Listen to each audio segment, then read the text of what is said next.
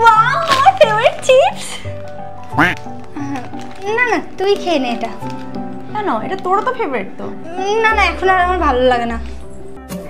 বুঝেছি, এখন আর কেন ভালো লাগে না। এই দাঁড়া দাঁড়া, আমি আসছি। এনে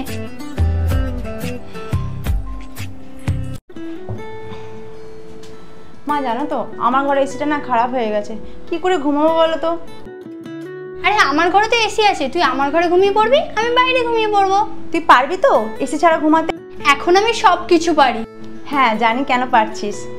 মা জানো তো, ওনার সব এখন আমার জন্যই করছে। আমি তোর জন্য কিছু করছি না, আমি যা কিছু করছি তোর বেবির জন্য করছি, আমার জন্য করছি বোন।